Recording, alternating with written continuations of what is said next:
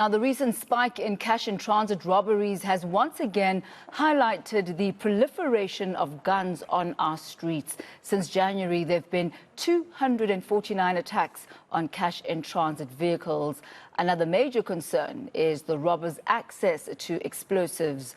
eNCA's reporter Pule Letshwiti-Jones is tracking that story and joins us today from Centurion in the Johannesburg area, closer to Tshwane, actually midpoint between Johannesburg and Tshwane, to be more accurate.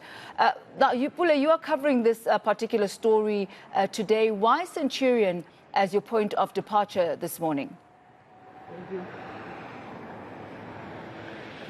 Well, definitely. Just over the weekend, we did see some of the cash-in-transit robberies happening in Tshwane as well, in Johannesburg. But Gauteng was, of course, the hotspot, followed by Eastern Cape, then KwaZulu-Natal. A very alarming rate, particularly a pattern we witness and continue to witness of these cash-in-transit robberies towards the festive season as well. There's been quite a lot of theories as to why this is happening towards the festive season.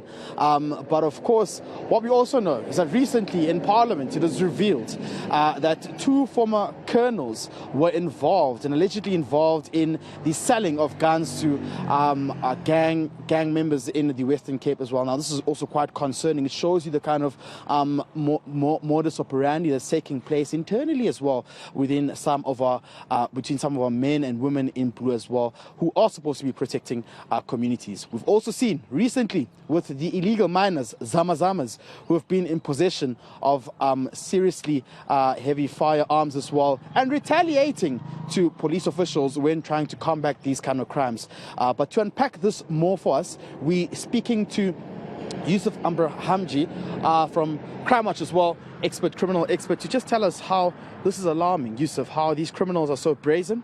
But of course, could we see an end to the scourge of gun robberies? We witnessed this particularly during or closer to the festive season as well. But there's also been some few comments we've bumped into on social media where some are saying the elections are near, and we often see these kind of crimes when the general elections are near. But what can you tell us about this? Pule, the illegal firearm problem is a massive one. There are possibly hundreds of thousands, if not millions, of illegal firearms in circulation. I'm talking of AK-47s, R4 rifles, R5 rifles, handguns, pistols, revolvers. It's a major problem, and no doubt it's contributing to the high crime rate.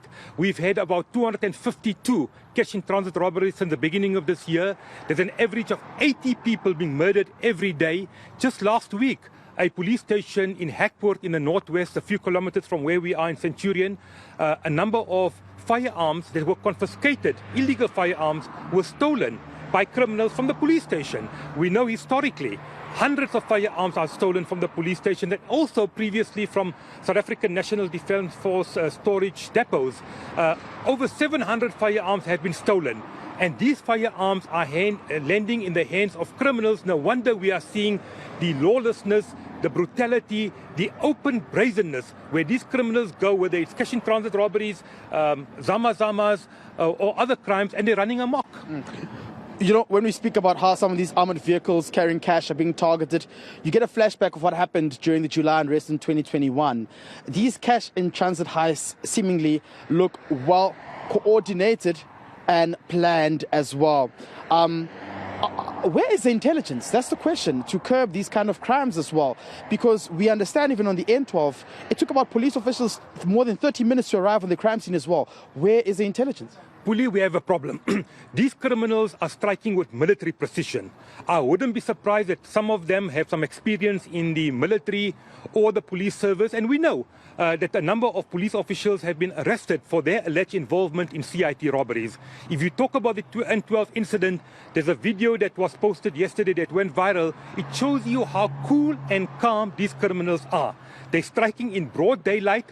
They take the bombs, they take their time, they block off the highway. Members of the public are waiting to pick up the remains of the cash. There's no police inside. The police only arrive half an hour later, despite the nearest police station, Mondiop, being just a few kilometers away. The JMPD also arrived many minutes after the robbers have left. And again, when you look at the violence that goes with these attacks, it shows you that there's a lack of intelligence. Now, let's give the police credit where credit is due. Right. They've made a number of breakthroughs. Makado, Kwamashu, 4 of them were shot dead. They've made some arrests in Gauteng. Right. But yet these criminals are continuing. It just shows you there's a lack of intelligence, but also more worrying is that there appears to be a lot of copycat gangs on the prowl. They're going for the quick buck, they're trying their luck, and these cash vans are seen as easy targets. We're seeing an alarming trend as well, where people who are on the public buses are also being mugged and robbed as well. Again, speaks to how what you're saying, cool, calm and collected, and they're brazen in what they're doing. But seemingly, it seems as though SAPS resources are also stretched. They cannot get to every crime scene at that particular moment as well. Is this a concern? Would you say that we really urgently need more boots on the ground, well-trained men and women in blue to fight these kind of crimes as well? Pule, there's no doubt the police are hopelessly under-resourced. We know there's just about 185,000 police officials. Many of them are office-bound. There is a new intake coming, but that is not going to be enough. If you look at the pro rata to the population, we are hopelessly still under-resourced. And yet we know that morale within the police service, within some pockets are good, some of them are useless.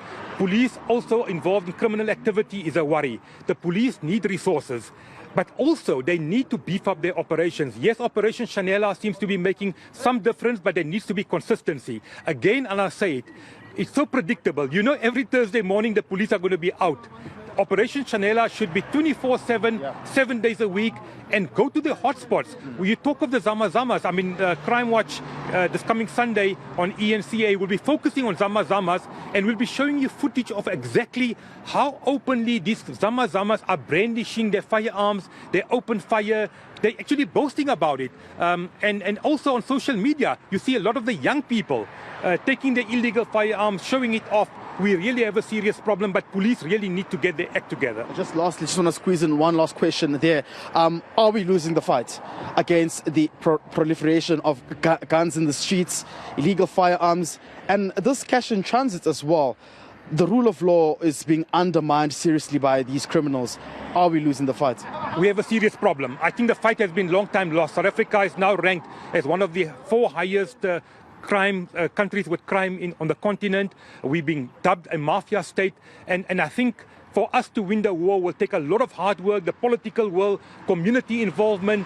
Everyone needs to play their part. But the rate of violence we are now seeing, especially with illegal firearms, with an average of 80 murders every day, I think we have a serious problem. Yusuf, thank you very much for your time. Thank you. That's Yusuf Abramji, crime expert. They're just unpacking it for us this morning.